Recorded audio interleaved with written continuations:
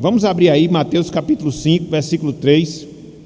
Na verdade, os irmãos que já estavam aqui integrados com a escola dominical da nossa igreja já sabem decorado, então já pode até recitar aí sem nenhum problema.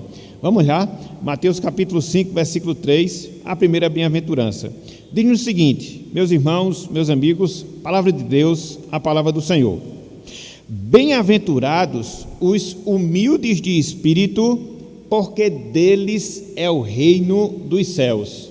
Bem-aventurados os humildes de espírito, porque deles é o reino dos céus.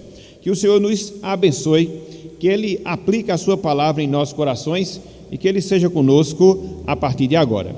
Meus irmãos, meus amigos, lá na carta de Paulo aos Filipenses, capítulo 3, versículo 20, Paulo, ele descreve não só o seu anseio, mas Paulo também ele descreve a esperança que ele tinha por estar habitando nos céus, por estar habitando na pátria celestial, na pátria dos remidos do Senhor. E aqui eu abro aspas ao que o apóstolo Paulo fala lá em Filipenses capítulo 3, versículo 20, repito, dentro desse seu anseio, dentro dessa sua esperança por estar habitando e habitando na pátria celestial. Ele assim falou: pois a nossa pátria está nos céus, de onde também aguardamos o Salvador, o Senhor Jesus Cristo. Então, através dessas palavras, ele exprime o seu anseio, ele exprime a sua ansiedade de estar habitando com o Senhor, de estar residindo na pátria celestial.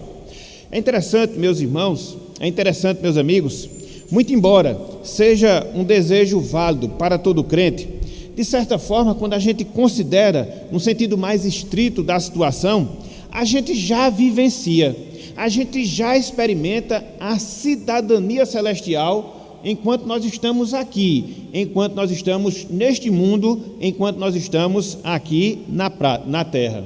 Na prática, isso ocorre, na prática, isso acontece quando nós gozamos, quando nós desfrutamos da nossa nova vida em Deus, da nossa nova vida espiritual, e que nós podemos resumir nas bem-aventuranças que nós temos diante de nós, conforme o ensino de Mateus, capítulo 5, versículos 3 até o versículo número 12. Conforme falamos na semana passada, as bem-aventuranças, meus irmãos, as bem-aventuranças, meus amigos, elas descrevem o caráter do crente, elas descrevem o caráter do cidadão do reino celestial enquanto ele vive aqui neste mundo, enquanto ele vive ainda no plano terreno. E aí, essa realidade, ela vai ser consumada quando da sua partida para a eternidade, quando do retorno glorioso de Cristo para buscar a sua igreja. Então, se por um lado a gente observa esse anseio, se por um lado a gente observa essa esperança que residia no coração do apóstolo Paulo, de habitar com o Senhor, de estar habitando na pátria celestial, a gente não pode esquecer, meus irmãos, a gente não pode esquecer, minhas irmãs, que de certa forma, mesmo nesse plano terreno, uma vez que passamos pela experiência da regeneração, uma vez que nós experimentamos da redenção nas nossas vidas, a gente já vivencia esse padrão, ou a gente já vivencia desse reino celestial, uma vez que somos conduzidos, uma vez que apresentamos aquilo que Cristo aqui ensina nas bem-aventuranças. Hoje, meus irmãos, hoje, meus amigos, a gente vai considerar a primeira das bem-aventuranças que foi aqui ensinada por Cristo em Mateus capítulo 5, versículo 3, ou seja, a humildade de espírito. Foi por isso que Cristo falou: bem-aventurados os humildes de espírito, porque deles é o reino dos céus. Diante disso, a gente pode fazer um questionamento inicial. Diante disso, a gente pode fazer uma indagação inicial. Que questionamento é? Que indagação é? A seguinte: por que será que a humildade de espírito é a primeira bem-aventurança? Por que será que Cristo abriu toda essa sequência das bem-aventuranças, destacando a humildade de espírito, conforme nós observamos aqui em Mateus capítulo 5, versículo 3? Será que Cristo adotou essa primeira bem-aventurança de maneira aleatória, de maneira solta? Não, jamais. Em hipótese alguma, com certeza não. Conforme nós estamos falando, as bem-aventuranças, elas definem o padrão que o salvo tem, uma vez que ele passou pela experiência do novo nascimento, uma vez que ele passou pela experiência da regeneração. Dessa forma, a primeira coisa que acontece na vida de quem é regenerado, dessa forma, a primeira coisa que ocorre na vida de quem passou pela regeneração é que ele é um humilde de espírito. Então, não há como você separar, não há como você dissociar essas duas coisas: salvação da humildade de espírito, salvação dessa primeira bem-aventurança que Cristo coloca aqui em Mateus capítulo 5, versículo 3. Elas são inseparáveis. Tanto é que certo autor bíblico, comentando essa passagem, ele fala o seguinte, abro aspas, MacArthur Júnior, ele fala o seguinte: a humildade de espírito é a base de todas as graças.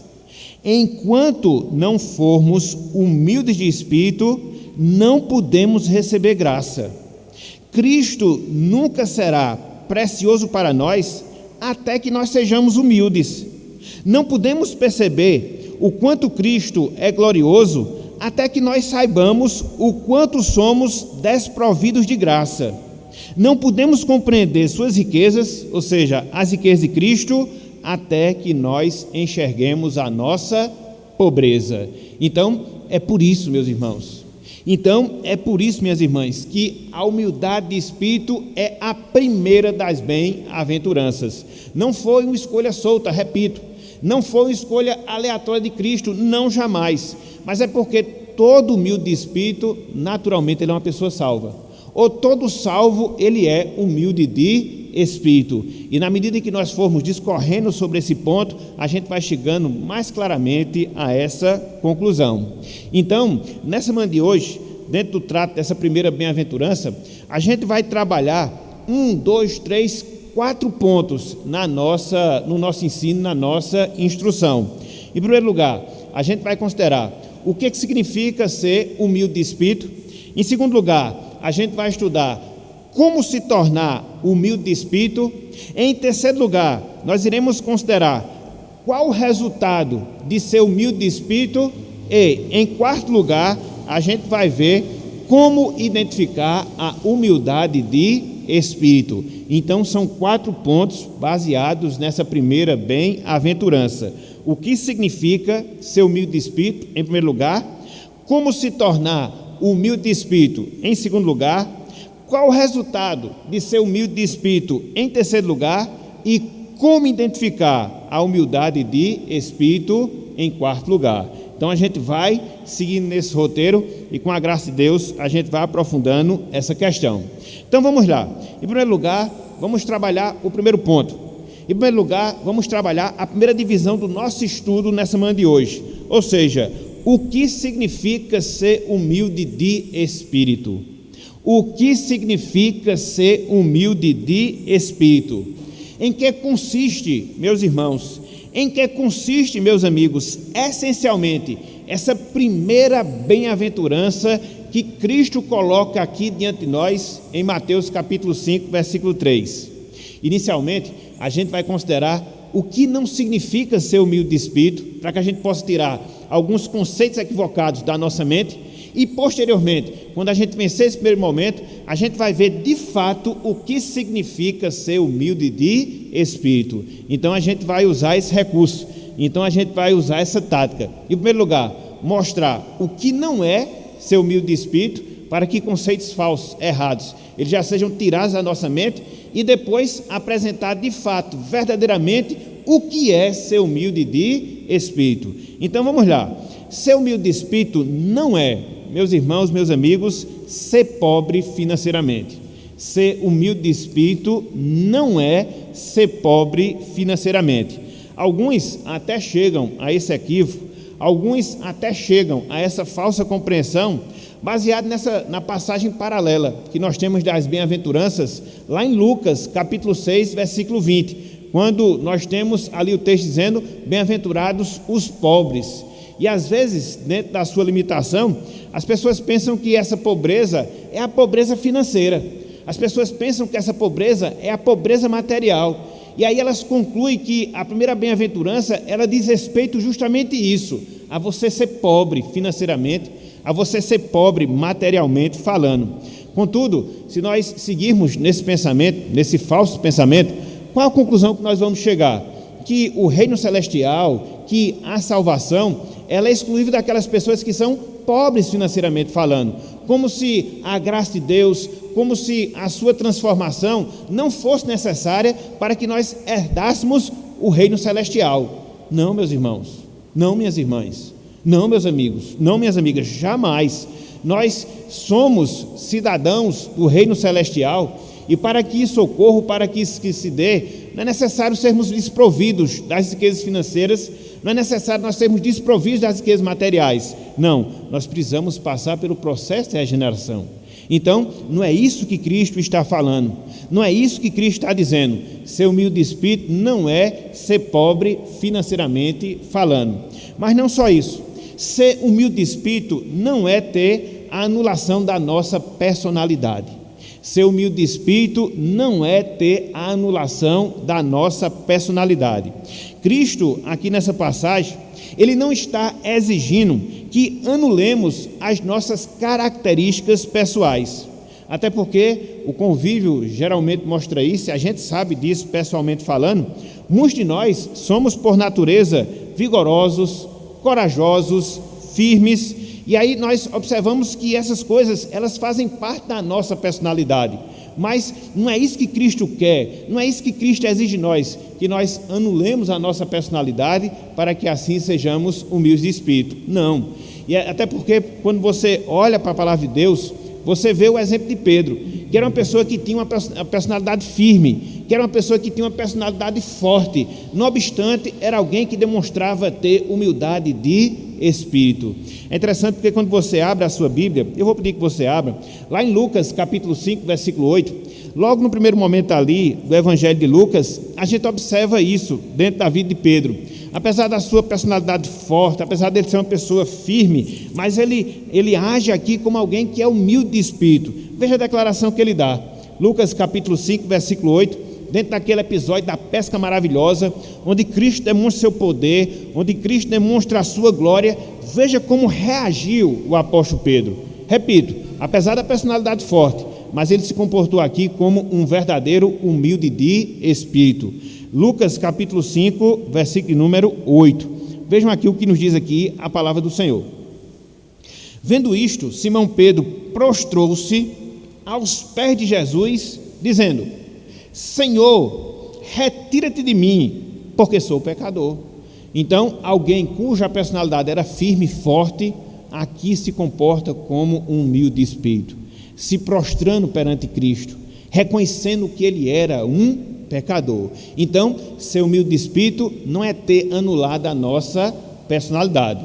De um lado, não é ser pobre no sentido financeiro, no sentido material. Do outro lado, não é ter anulada a personalidade, mas não só isso. Ser humilde de espírito não é apresentar falsa humildade. Ser humilde de espírito não é apresentar falsa humildade. Há outros, meus irmãos, meus amigos, que pensam que essa bem-aventurança que é ensinada por Cristo aqui nessa passagem tem a ver com falsa humildade. Ou seja, aquele comportamento contrito que muitas vezes as pessoas têm, que muitas vezes elas se esforçam para ter, para passar um ar de espiritualidade, para passar um ar de humildade. Não é isso que Cristo está ensinando. Até porque quando as pessoas elas seguem nesse caminho de querer apresentar essa falsa humildade, elas acabam caindo no pecado da hipocrisia, o mesmo pecado que caiu os escribas e os fariseus, conforme nós temos na palavra do Senhor. E o próprio Cristo, inclusive no próprio Sermão do Monte, ele faz exortações contra essa postura de falsa humildade que acaba gerando a hipocrisia, a mentira em nossas vidas. Veja, por exemplo, Evangelho de Mateus capítulo 6, ainda no Sermão do Monte, versículo 16. Cristo aqui ele recrimina a atitude hipócrita, que muitas vezes é baseada ou que vem embalada com essa falsa humildade. Não é isso que Cristo está dizendo, não é isso que Cristo está ensinando aqui em Mateus capítulo 5. Olha só o que ele falou, Mateus 6, versículo 16. Diz o seguinte a palavra: quando jejuardes, não vos mostreis contristados, como os hipócritas, porque desfiguram seu rosto, com o fim de parecer aos homens que jejuam. Em verdade vos digo que eles já receberam a recompensa. Esse era o problema dos escribas, esse era o problema dos fariseus. Tentavam passar uma falsa humildade, inclusive aqui de maneira específica com a prática do jejum, e aí querendo se mostrar mais espirituais às pessoas. E Cristo disse: eles já receberam a recompensa. Eles queriam ser vistos pelos homens, acabaram sendo vistos pelos homens. Então são conceitos que se fazem necessários para que a gente possa entender de fato o que é ser humilde de espírito. Repito, não é ser pobre financeiramente falando. Repito, não é ter anulada a nossa personalidade, porque muitos de nós somos firmes e vigorosos na nossa personalidade, como característica pessoal que nós temos. E também ser humilde de espírito não é apresentar uma falsa humildade. E aí você fica a se perguntar, e aí você fica a se indagar: bem, se humilde de espírito não é nenhuma dessas coisas, o que é então? Então, a partir de agora, a gente vai perceber o que de fato significa a bem-aventurança que é ensinada por Cristo aqui nessa passagem. Em primeiro lugar, meus irmãos, meus amigos, para que nós compreendamos o que significa ser humilde de espírito, nós precisamos destacar a melhor tradução dessa bem-aventurança que nós temos aí, em Mateus capítulo 5, versículo 3. Na maioria das nossas versões, versão revista e atualizada, como é que é descrito esse texto? Conforme nós estamos recitando, inclusive no final da nossa escola dominical: bem-aventurados os humildes de espírito. Contudo, a melhor tradução, que exprime mais a verdade desse texto, seria: bem-aventurados os humildes em espírito. Bem-aventurados os humildes em espírito. Inclusive, a nova tradução Almeida já faz essa tradução, exprimindo de maneira mais clara, exprimindo de maneira mais verdadeira o que de fato Cristo está ensinando, o que de fato Ele está mostrando através dessa bem-aventurança. Então, se nós pudéssemos fazer uma tradução mais exata, nós faríamos dessa forma: bem-aventurados os humildes em espírito. Os humildes em espírito. Por que isso é importante?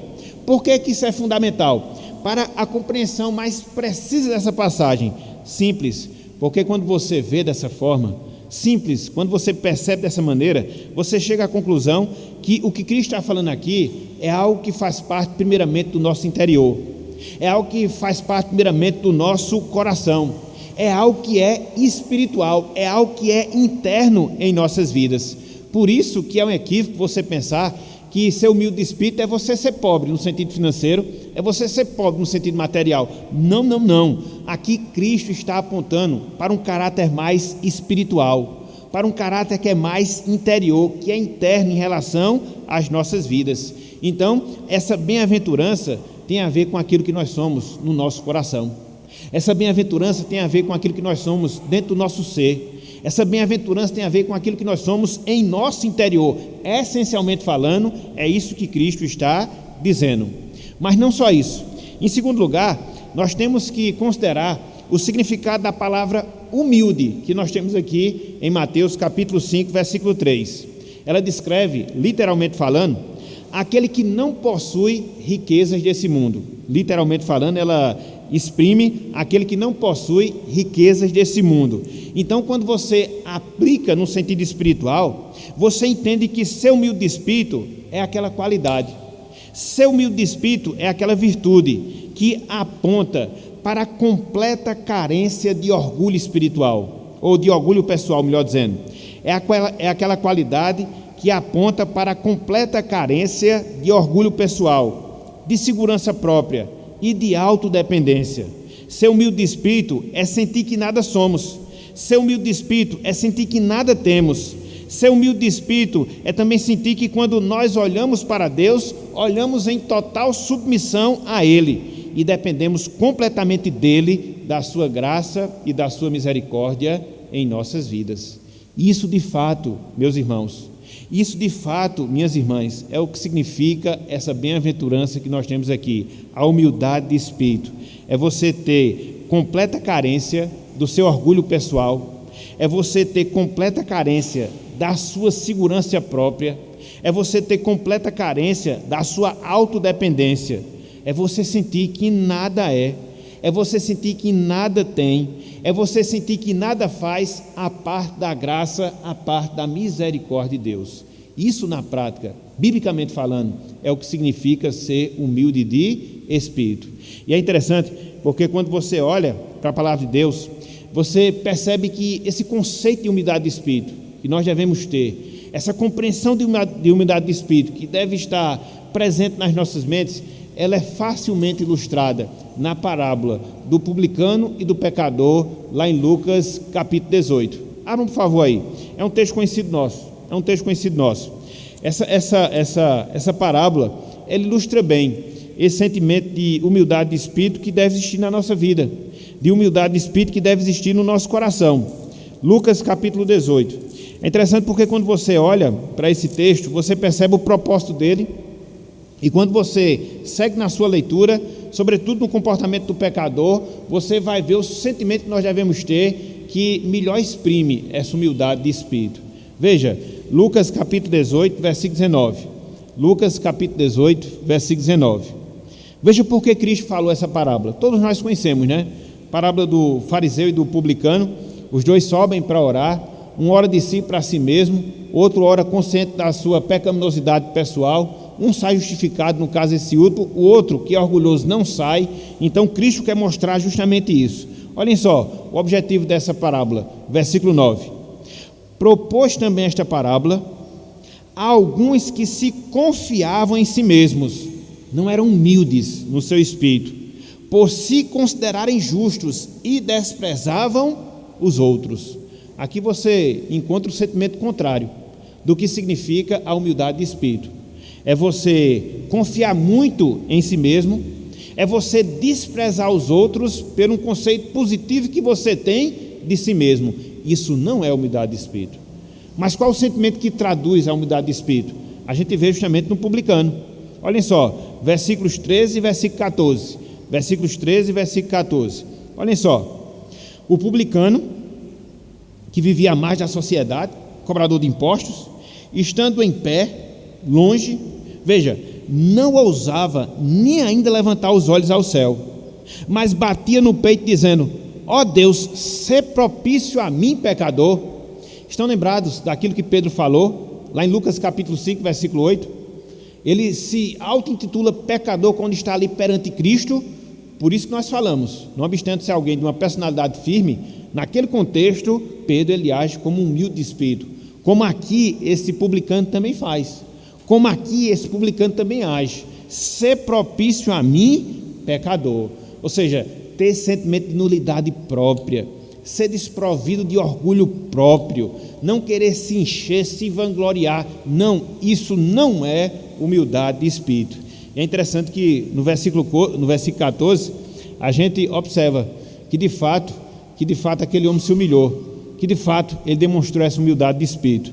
Olha só o que Cristo diz, versículo 14: digo-vos que este desceu justificado para a sua casa, o publicano, e não aquele, o fariseu, porque todo o que se exalta será humilhado, mas o que se humilha será exaltado.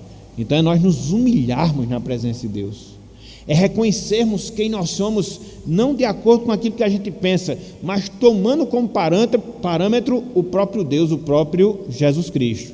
E na medida em que a gente faz essa relação, e na medida em que nós compreendemos quem de fato nós somos, a nossa pobreza espiritual, a nossa carência espiritual, a nossa dependência de Deus, a nossa dependência de graça, aí nós estamos agindo como uma pessoa que é humilde de espírito. Não é humildade no sentido financeiro, mas é humildade no nosso coração, no nosso interior. Por isso Cristo começou aqui as bem-aventuranças. Por isso as bem-aventuranças é o caráter que define o salvo, porque alguém que verdadeiramente é salvo, alguém que verdadeiramente passou pela experiência da regeneração, ele tem essa postura de nulidade própria, ele tem esse comportamento de humildade, não no sentido financeiro, mas no sentido espiritual, no seu interior, no seu coração. E quando você considera, meus irmãos, quando você considera, meus amigos, acerca dessa virtude, a humildade de espírito, você chega à conclusão que ela não foi um ensino solto aqui, ministrado por Jesus Cristo. Não, muito pelo contrário. Quando você olha todas as escrituras sagradas, ou quando você considera toda a Bíblia Sagrada, você percebe que é esse tipo de sentimento, que é esse tipo de virtude que agrada a Deus. Ou seja, humildade de espírito dentro desses termos, dentro dessa concepção. Aqui eu queria fazer um passeio bíblico com vocês, para que a gente pudesse chegar a essa conclusão, sobretudo considerando alguns textos que nós encontramos no Antigo Testamento, pelo menos a maioria deles, mostrando justamente isso, que a humildade de espírito, dentro dessa concepção que nós estamos colocando, é um sentimento, é uma virtude que, acima de tudo, agrada a Deus, acima de tudo, agrada ao Senhor. Vamos fazer esse passeio bíblico para que nós cheguemos a essa conclusão? Em primeiro lugar, vamos abrir, por favor, aí as nossas Bíblias no livro do profeta Isaías, capítulo 66. Abram, por favor, aí, Isaías 66. Eu vou me demorar um pouco mais nesse ponto, que é o primeiro, para que a gente possa lançar as bases, e depois a gente vai ser mais rápido nos demais. Os irmãos não se preocupem. Isaías 66, versículo 2.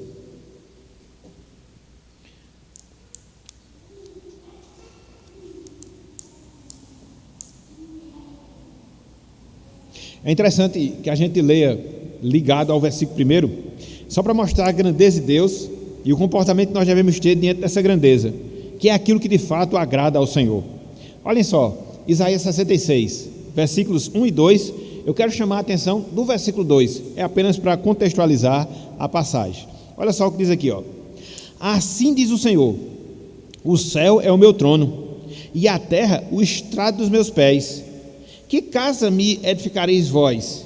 E qual é o lugar do meu repouso? Então Deus faz essas perguntas de retórica aqui através de Isaías, mostrando a sua grandeza. Olha só agora, ato contínuo, o que é que nós temos? Versículo 2. Porque a minha mão fez todas estas coisas, no caso a terra e os céus, e todas vieram a existir, diz o Senhor. Mas o homem, para quem olharei, é este. Então, qual é o perfil do homem que Deus olha?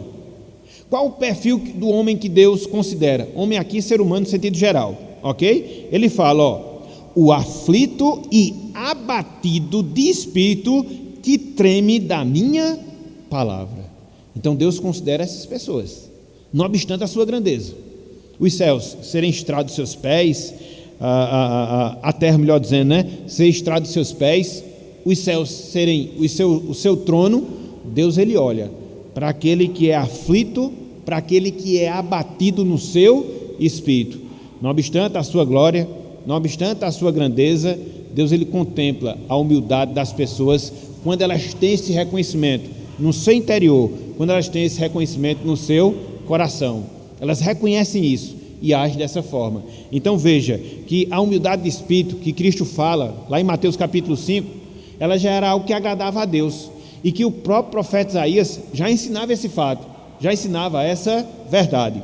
Um pouco antes, no mesmo profeta Isaías, capítulo 57, abram aí, por favor, Isaías capítulo 57, versículo 15.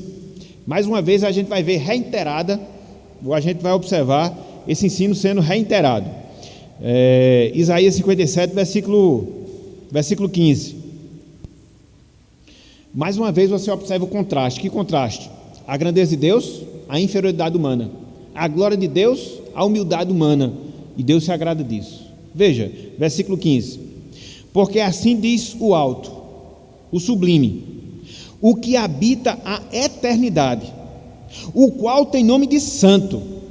Habito no alto e santo lugar, mas habito também com o contrito, veja, e abatido de espírito, para vivificar o espírito dos abatidos e vivificar o coração dos contritos. Veja que aqueles que são abatidos no seu espírito, veja que aqueles que são humildes no seu espírito. Então, Deus, ele se faz condescendente com essas pessoas e habita também nessas pessoas. Aquelas que são orgulhosas, aquelas que são cheias de si, Deus, ela não olha com olhar de misericórdia, As pessoas não têm o privilégio de serem a habitação de Deus. Por quê? Porque Deus requer que assim sejamos, ou seja, humildes de espírito. Um pouco antes, abra um favor aí, Salmo 34.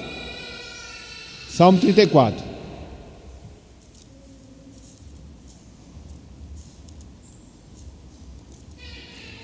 Versículo 18. Salmo 34, versículo 18.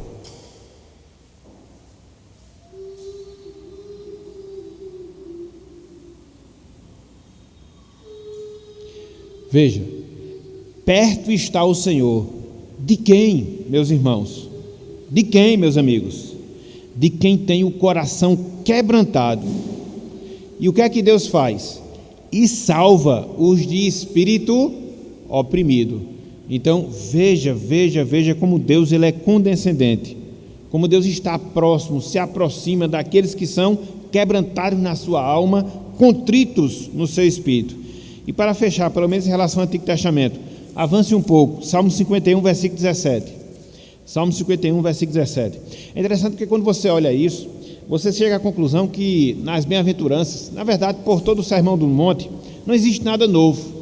São conceitos trazidos no Antigo Testamento. São conceitos que são trazidos no Antigo Testamento e mostrados àquelas pessoas em virtude justamente dessa que nós chamamos de continuidade da revelação de Deus. Então veja, Salmo 51, versículo 17. Veja, sacrifícios agradáveis a Deus, não é necessariamente sacrifícios de animais, não. Sacrifícios agradáveis a Deus são o espírito quebrantado, coração compungido e contrito, não o desprezarás, ó Deus. Então Deus ele não despreza os que são humildes de espírito. Deus não despreza aqueles que têm o seu coração contrito, não, muito pelo contrário, ele se alegra. Então veja, esses 4 textos do Antigo Testamento apontam para o ensinamento de Cristo. Bem-aventurados os humildes de espírito. E é justamente por causa disso, meus irmãos, por causa disso, meus amigos, que Deus ele exige que nós sejamos humildes, dentro dessa percepção, dentro desse comportamento. Veja a exortação que nós encontramos, agora já no Novo Testamento, quanto a essa necessidade para as nossas vidas. Vejam aí, carta de Tiago, capítulo 4. Carta de Tiago, capítulo 4, versículo 10. Carta de Tiago, capítulo 4, versículo 10. É uma ordem que nós temos de Deus. É uma exortação que nós temos do Senhor. De quê? Nos humilharmos na presença de Deus.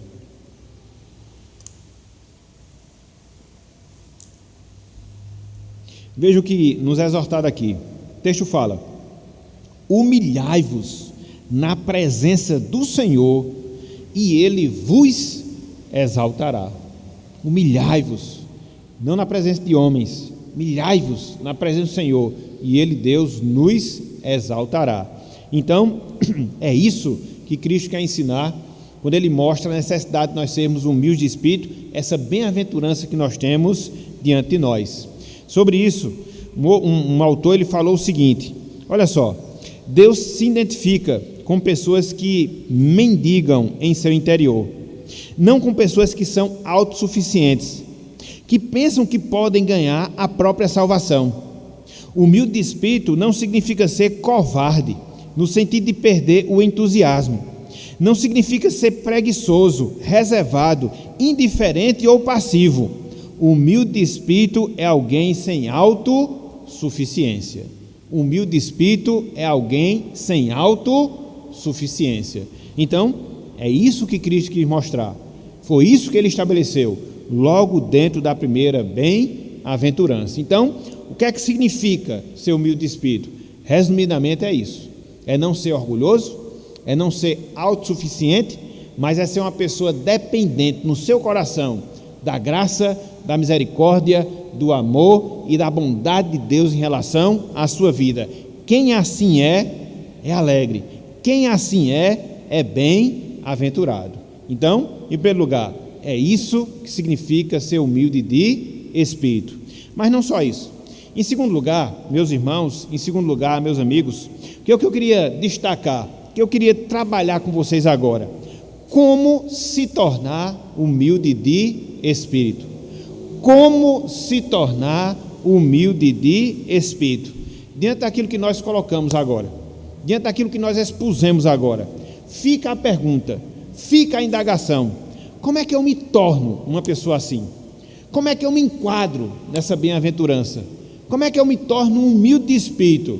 Basicamente é através da regeneração, mas no seu sentido mais prático, no seu sentido da nossa responsabilidade. O que é que nós devemos fazer? Qual deve ser o nosso procedimento? Qual deve ser a nossa postura? E aqui eu coloquei pelo menos 3 passos, bem simples, bem diretos, que vão formando essa humildade cada vez mais um caráter ou uma característica marcante na nossa vida. E quais são essas posturas? Quais são essas atitudes? Em primeiro lugar, nós precisamos olhar para Cristo. Em primeiro lugar, nós precisamos olhar para Cristo. Ou seja, através das Escrituras, nós devemos focar a nossa visão na pessoa de Deus, na pessoa do Senhor. Nós precisamos examinar a sua lei, verificando aquilo que Deus espera de nós, verificando aquilo que Ele exige de nós e verificando aquilo que Ele é em si. Quanto mais nós fazemos isso, nós vamos nos tornando humildes de espírito. Da mesma forma, faça isso com a pessoa de Cristo, através dos evangelhos, considerar os seus ensinamentos, considerar os seus requerimentos, atentar para a sua santidade, atentar para a sua glória, atentar para o seu poder, porque quanto mais, meus irmãos, quanto mais, minhas irmãs, a gente olha para Cristo, para a pessoa de Deus, dentro dessa perspectiva, mais nós nos anulamos, mais nós nos humilhamos. Talvez seja o nosso grande problema em relação ao orgulho que muitas vezes nós temos em nossas vidas, porque nós temos essa tendência natural, em virtude da nossa natureza terrena, de nos autogloriarmos, de nós procurarmos ser autossuficientes.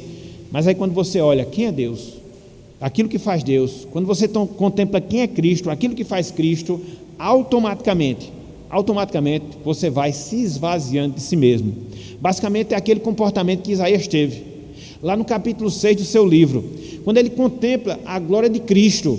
Qual foi a conclusão a que ele chegou? Ai de mim, estou perdido, porque os meus olhos contemplaram ao Senhor. Então, quanto mais clara essa visão de Deus, quanto mais nítida essa percepção de quem Deus é, mais nós vamos nos tornando pessoas humildes de espírito. É o passo inicial, é a atitude inicial que nós devemos ter para que isso possa ocorrer em nossas vidas. Mas não só isso, além de olhar para Deus, além de focar em Cristo, para nós nos tornarmos humildes de espírito, a gente precisa também mortificar a nossa carne. A gente precisa também mortificar a nossa carne. Fazendo o quê? Buscando aquelas coisas que procuram esvaziar a nossa natureza humana, que é cheia de si, que é cheia de orgulho. E dentre várias coisas, a gente deve fazer é o quê? Evitar que as pessoas possam nos elogiar, evitar que as pessoas possam colocar muita autoestima em nossas vidas, para que assim nós não fiquemos cheios de nós mesmos. Talvez esse seja o grande problema que nós temos, sobretudo dentro desse contexto que nós vivenciamos, onde as pessoas procuram muito essa autoestima, essa autorrealização, e cada vez procuram satisfazer a sua vontade, ficarem cheias de si, querer que as pessoas reconheçam as suas virtudes, e viver nessa ânsia, viver nessa busca. E quanto mais a gente segue por esse caminho, menos humilde de espírito nós somos, principalmente, repito, dentro desse contexto narcisista no qual nós temos, onde a gente quer sempre se exibir para que as pessoas possam ver, onde a gente fica sempre esperando retorno e elogio das pessoas, e quando a gente segue nesse caminho, menos nós somos humildes de espírito. E aqui eu chamo a atenção para a exortação que Paulo faz lá em Romanos. Abram aí, por favor, Romanos capítulo 12, versículo 16. Romanos capítulo 12, versículo 16. Isso aqui deve ser o princípio que deve nortear a nossa vida, constantemente, para que assim a gente possa ter a nossa carne mortificada, porque a nossa carne, por si mesma, ela é orgulhosa, ela é arrogante, ela é soberba, e a gente tem que procurar esvaziar cada vez mais de nós mesmos, para que assim a humildade se torne uma realidade em nossas vidas. Veja aí, Romanos capítulo 12, versículo 16. Romanos capítulo 12, versículo 16. Olha só o que Paulo diz aqui, ó. tende o mesmo sentimento uns para com os outros. Em lugar de serdes orgulhosos, veja aí, pessoas que se vangloriam em si mesmas, em lugar de serdes orgulhosos, condescendei com o que é humilde. E olha como ele fecha aqui a exortação: não sejais sábios aos vossos próprios olhos. Justamente fazendo com que nós anulemos esse nosso orgulho, de querer enxergar as nossas virtudes, de querer enxergar as nossas qualidades e nos insuflar com isso e nos afastar cada vez mais da humildade de espírito. É claro que isso é um desafio para a gente hoje, porque, repito, dentro do contexto que a gente vive, desse humanismo exacerbado, isso é complicado, mas a Bíblia nos exorta a ser assim, a Bíblia nos ensina a ser assim, e é assim que a gente mortifica a nossa carne, mortifica o nosso orgulho, para que essa virtude se torne mais patente nas nossas vidas. Então, como se tornar humilde de espírito? Olhando para Cristo, para Deus. Como se tornar humilde de espírito? Mortificando a nossa carne, o nosso orgulho. Como se tornar humilde de espírito? Orando por humildade. Orando por humildade. Como virtude espiritual que é, e nós estamos considerando isso. A humildade espiritual, meus irmãos, minhas irmãs, ela deve ser buscada também através das nossas orações, clamando a Deus, pedindo ao Senhor que Ele possa cada vez mais nos mostrar quem Ele é, que Ele possa cada vez mais nos mostrar quem nós somos, para que assim esse esvaziamento espiritual seja uma realidade na nossa vida. Na verdade, se nós olharmos bem, a oração ela já é pedagógica nesse sentido. A verdadeira oração que busca a glória de Deus, que busca fazer a vontade do Senhor, quando você se prostra diante de Deus, clama, você já está demonstrando isso, que você não é o suficiente, você precisa pedir a alguém que é superior a você, que você não se basta, que você precisa pedir graça na sua vida. Então, a oração em si, bem direcionada, ela já nos leva a isso. O próprio ato de orar em si, o próprio ato de buscar a presença de Deus, automaticamente já nos faz ser humilde de espírito. E quanto mais a gente desenvolve a oração na nossa vida, quanto mais a gente faz a oração a nossa prática, mais a gente vai intensificando a humildade do nosso coração. E o contrário também é verdade. Quanto menos a gente ora, sempre confiando em nós mesmos, sempre dependendo da nossa própria força, menos nós vamos nos tornando humildes de espírito. E a palavra de Deus fala sobre isso. Mais uma vez eu queria que você voltasse a sua Bíblia, lá na carta de Tiago, capítulo 4. A gente leu o versículo 10, mas eu queria ler o contexto anterior, para mostrar essa necessidade que a gente tem, de nos afligirmos perante Deus, de o buscarmos em oração, de nos humilharmos na sua presença, para que isso de fato seja uma realidade na nossa vida. Então a oração ela é fundamental, a oração ela é fundamental. Vejam aí, Tiago, capítulo 4, a gente vai ver só o contexto anterior, versículos 7 até o versículo 10, para fechar a verdade. Vejam aí o que nós temos. Tiago capítulo 4, versículo 7. Sujeitai-vos, portanto, a Deus, mas resisti ao diabo, ele fugirá de vós. Versículo 8. Chegai-vos a Deus. Como é que nós nos chegamos a Deus? Em oração. E ele se chegará a vós outros. Purificai as mãos, pecadores, e vós que sois de ânimo dobre, limpai o coração. Afligi-vos, lamentai e chorai. Converta-se o vosso riso em pranto e a vossa alegria em tristeza. E a gente já viu, humilhai-vos na presença do Senhor e Ele vos exaltará. Então, a gente tem que viver, meus irmãos, aos pés do Senhor. A gente tem que se quebrantar, minhas irmãs, aos pés do Senhor. E quanto mais a gente desenvolve essa postura, nesse senso de dependência, nesse senso de carência espiritual, clamando pela graça de Deus na nossa vida, por sua intervenção, por seu agir, por sua providência, mais a humildade de espírito ela fica fortalecida na nossa vida. E é assim que a gente a desenvolve. Ela já é uma realidade por causa da nossa salvação.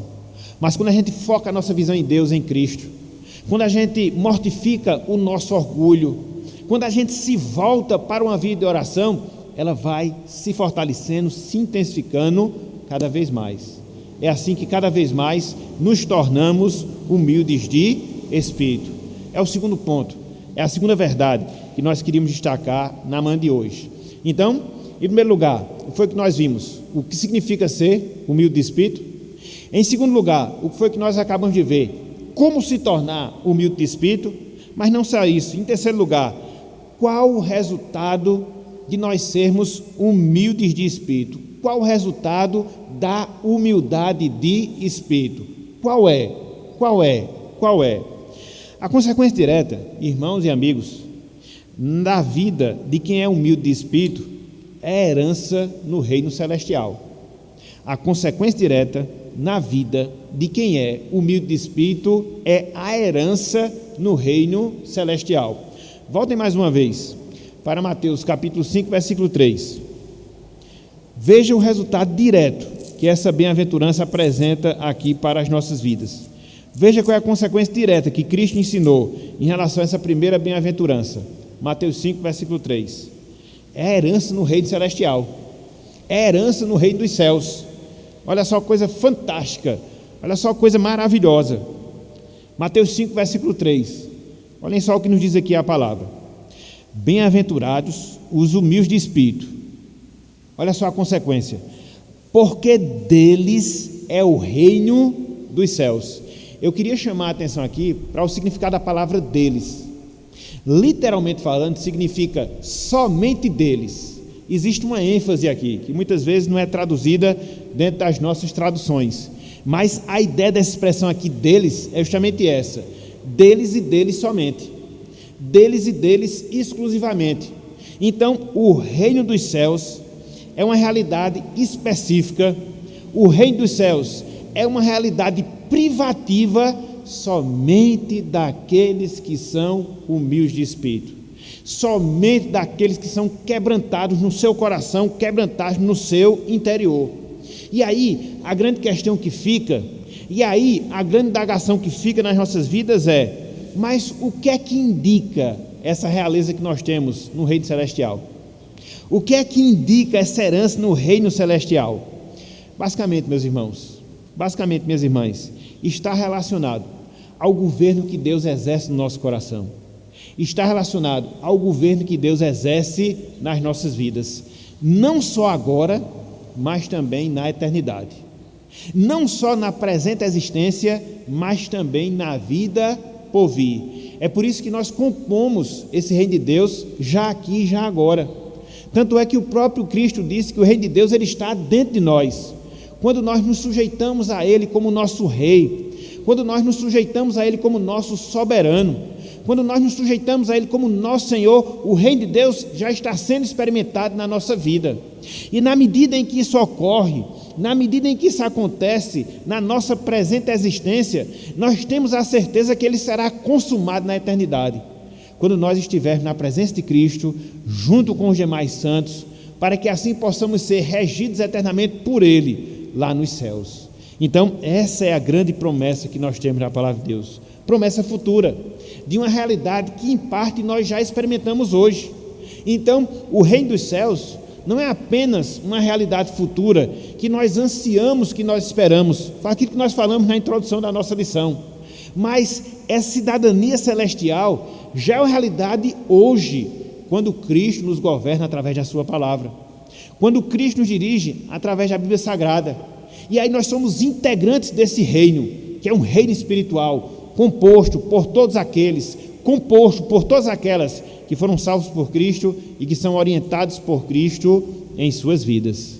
Sobre essa situação, esse pertencimento que nós temos do reino dos céus, Marcard Júnior também ele falou: nós somos súditos de Cristo. Cristo cuida de nós.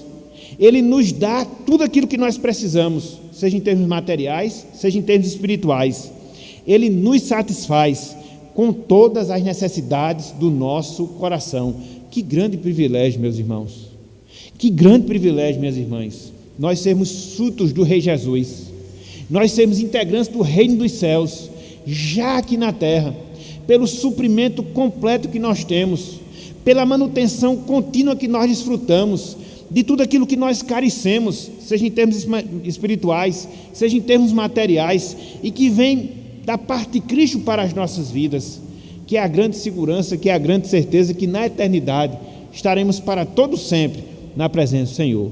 Então, o resultado direto de quem é humilde de espírito é justamente esse. Ele vai pertencer, no sentido pleno da palavra, ao reino celestial.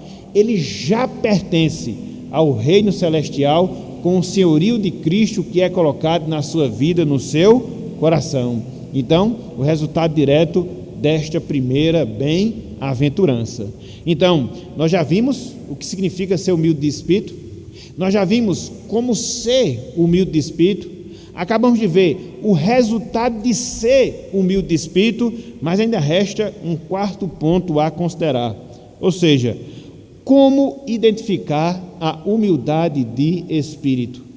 Como identificar a humildade de espírito? Então a gente pode ficar se perguntando, a gente pode ficar se indagando, como é que eu sei que eu sou uma pessoa humilde de espírito? Como é que eu posso enxergar a humildade de espírito na minha vida? Conforme nós falamos, ela está atrelada à nossa salvação. Mas há algumas coisas, há alguns indícios que apontam de maneira mais clara para essa realidade que nós experimentamos, se de fato ela for presente na nossa vida. Que realidade? A humildade de espírito. Então, humilde de espírito é aquela pessoa que se despoja de si mesmo. Humilde de espírito é aquela pessoa que se despoja de si mesmo. Coloca de lado seu orgulho, coloca de lado suas virtudes, coloca de lado suas capacidades próprias e mira tão somente em Cristo, mira tão somente no Salvador. É ter o sentimento que o salmista tem lá no Salmo 131, versículos 1 e 2.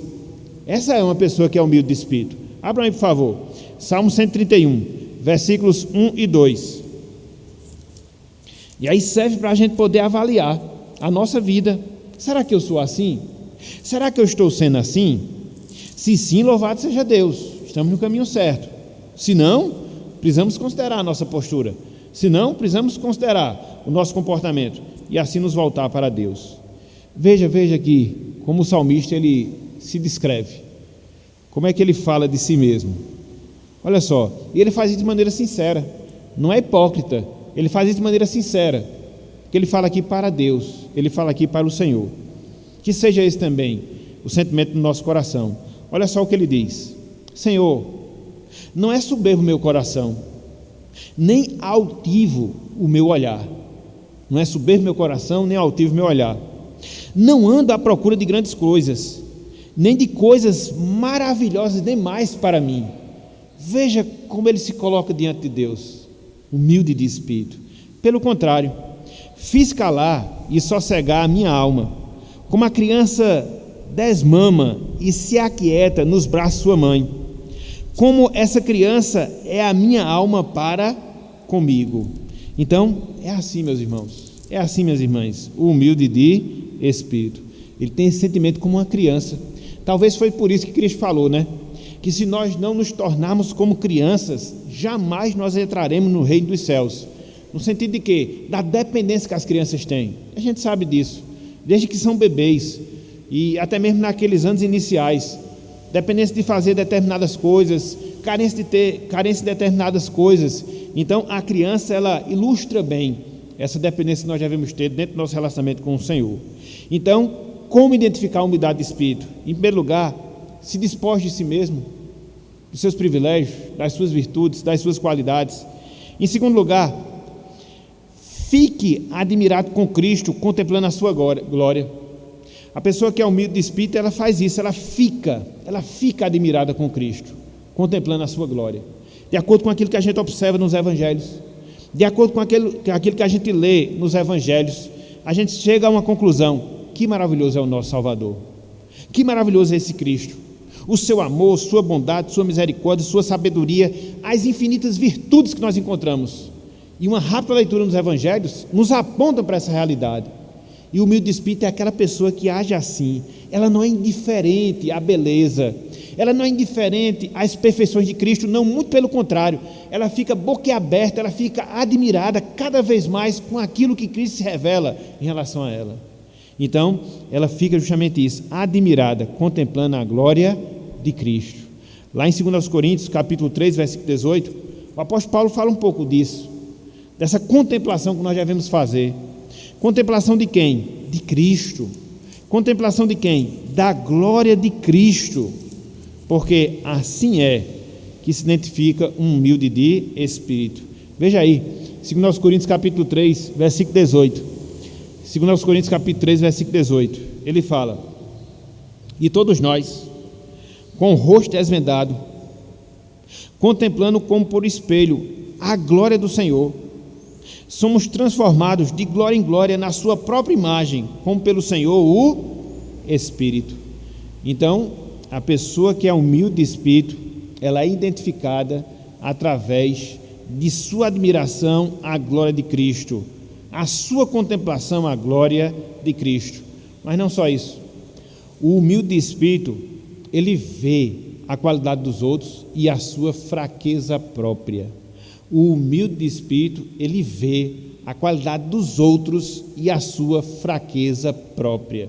A qualidade dos outros e a sua fraqueza própria. É mais ou menos o sentimento que Paulo tinha lá em 2 Timóteo, capítulo 1, versículo 15. Vejam aí. 2 Timóteo, capítulo 1, versículo 15. Desculpa, 1 Timóteo, capítulo 1, versículo 15. Olha só como Paulo se via. A gente até já mostrou isso, né? Na medida em que Paulo progredia na sua vida cristã, mais ele reconhecia a sua fraqueza.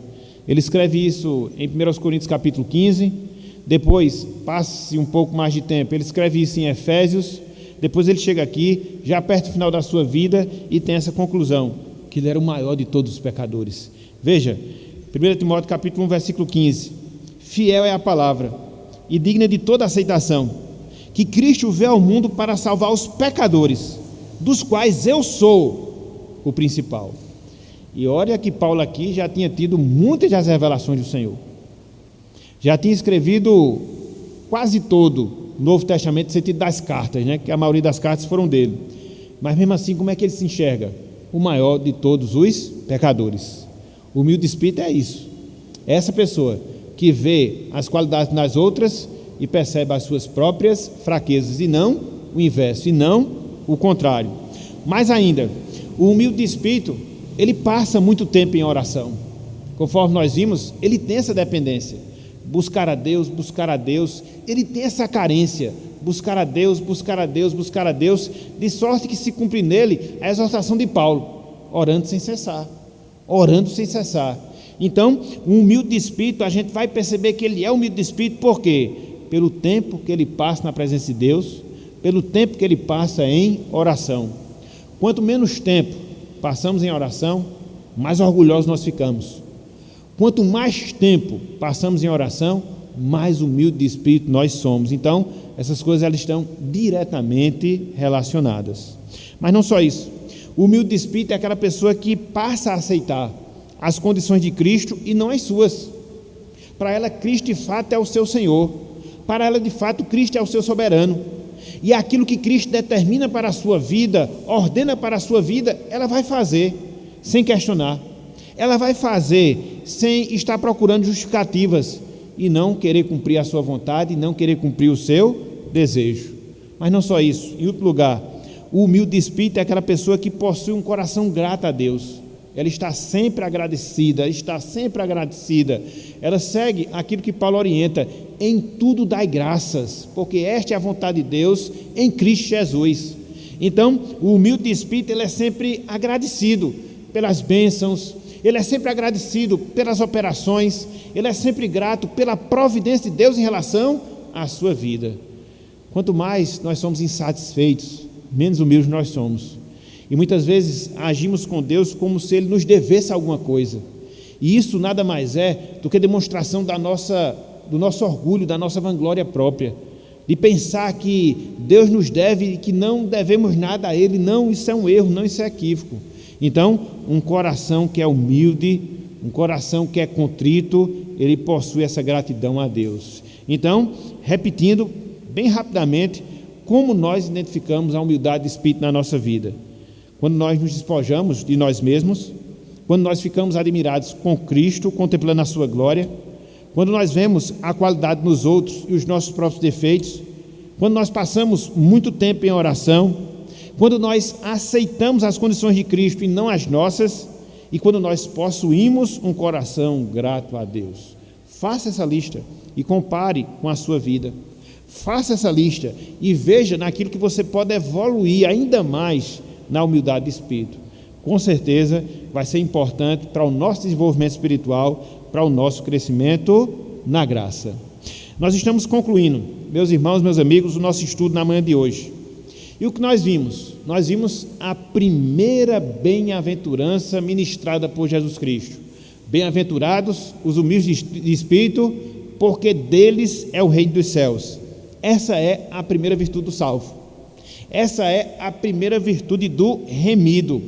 É o primeiro passo que nós devemos dar para que nós sejamos pessoas felizes, mais que felizes. Não qualquer felicidade, mas uma felicidade interior. Não qualquer felicidade, mas uma felicidade espiritual celestial. E é justamente esse sentimento que Deus usa, ou é esse sentimento nas pessoas que Deus usa para a sua glória. Quanto mais nós desenvolvemos esse caráter na nossa vida, quanto mais nós desenvolvemos essa virtude do nosso viver, a humildade de espírito, a humildade de espírito, a humildade de espírito, mais Deus vai nos usar para a glória do seu nome. E aqui me vem à mente o exemplo de Martinho Lutero, e os seus biógrafos falam justamente isso. Martinho Lutero, ele entrou no convento, seguiu a sua carreira religiosa com o objetivo dele obter por si mesmo a sua salvação, para que ele pudesse se orgulhar por causa disso, para que ele pudesse se vangloriar por causa disso. Mas ao longo da sua trajetória de vida, quando ele percebeu a sua própria pecaminosidade, quando ele compreendeu a carência que ele tinha de Deus, não só ele experimentou genuína salvação, mas ele foi um instrumento útil, usado por Deus para o crescimento do seu reino. Ele foi um instrumento útil, usado por Deus para o desenvolvimento da sua obra aqui na terra. Então, é assim também, meus irmãos, é assim também, minhas irmãs, que Deus deseja que nós vivenciemos na nossa vida. Afinal de contas, Deus ele tem muito a realizar em nós e através de nós.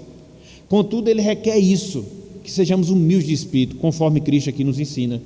Ele requer isto de nós, esse padrão, essa conduta, essa virtude, esse caráter, para que ele possa se desenvolver, para que ele possa se fortalecer cada vez mais em nossas vidas.